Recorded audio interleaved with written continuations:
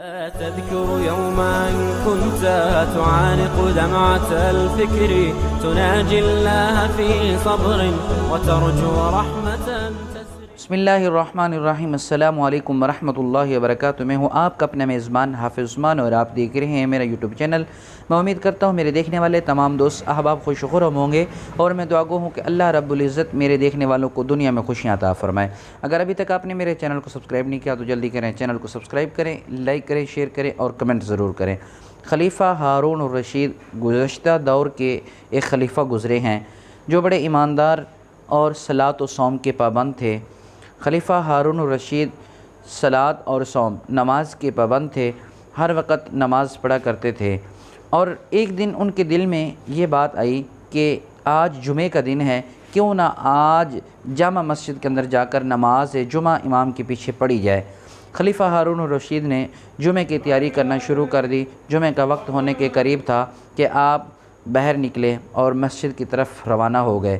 جب آپ جامع مسجد کے اندر داخل ہوئے تو امام صاحب ممبر پر تشریف فرما تھے اور خطبہ ارشاد فرما رہے تھے، تو حضرت خلیفہ ہارون الرشید بھی وہاں پر پہنچے اور مسجد کے اندر جا کر بیٹھ گئے۔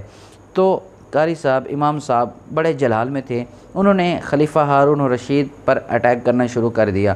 دیکھیں خلیفہ ہارون الرشید بڑے سست ہیں، خلیفہ ہارون الرشید ایسے ہیں، خلیفہ ہارون الرشید ویسے ہیں، یعنی کہ باتیں حضرت خلیفہ ہارون الرشید کے بارے ہونا شروع ہو گئی۔ بڑے غصے کے اندر، جلال کے اندر نیلے پیلے ہو رہے ہیں۔ بہرحال جیسے تیسے وقت گزرتا گیا، نماز جمعہ ادا کی گئی۔ نماز جمعہ کی فراغت کے بعد خلیفہ ہارون الرشید قاری صاحب کے پاس، حافظ صاحب کے پاس، مولانا صاحب کے پاس گئے اور پوچھا کہ آج آپ بڑے غصے میں لگ رہے ہیں، کیا بات ہے؟ آپ مجھ سے ناراض ہیں یا مجھ سے کوئی غلطی ہو گئی ہے یا مجھ سے کوئی ایسی بات یا ایسا فعل ہوا ہے جس پر آپ مجھ پر غصے ہیں، ناراض ہیں، جس کی وجہ سے آپ مجھ پر اٹیک کر رہے ہیں؟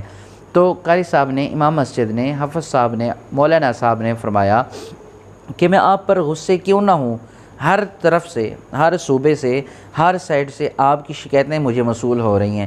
خلیفہ ہارون الرشید بڑے سست ہیں، خلیفہ ہارون الرشید ایسے ہیں، خلیفہ ہارون الرشید ویسے ہیں۔ سب لوگوں کی باتیں سننے کے بعد میرا دل چاہا کہ آج میں آپ کی اصلاح کروں۔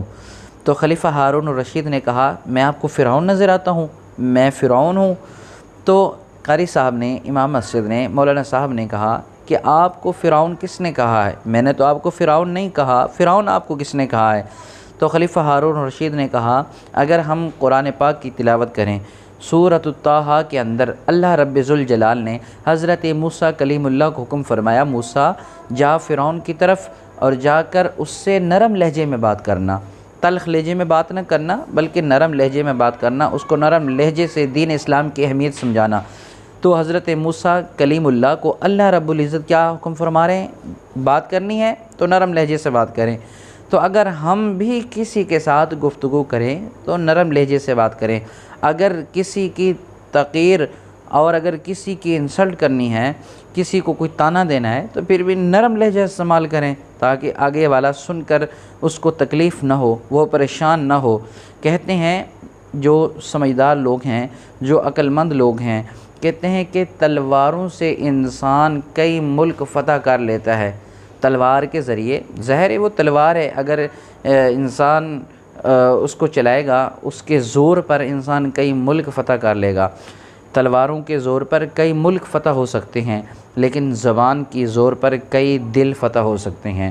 انسان کئی دل اس زبان کے ذریعے فتح کر سکتا ہے، کئی دل جیت سکتا ہے اگر انسان کی زبان میں تاثیر ہو، اگر انسان کی زبان میں مٹھاس ہے، انسان کی زبان میں اخلاق ہے، انسان کی زبان میں محبت اور الفت ہے، انسان کی زبان میں ایسے الفاظ ہیں جو اگلے کی عزت بتاتے ہیں، تو انسان یقیناً کئی لوگوں کا دل جیت سکتا ہے۔ انسان یقیناً تلوار سے زیادہ اس کی زبان کام کر سکتی ہے۔ اس لیے لہجے میں مٹھاس پیدا کریں، تلخ جو ہے لہجہ وہ استعمال نہ کریں، کڑوے لہجے سے بات نہ کریں۔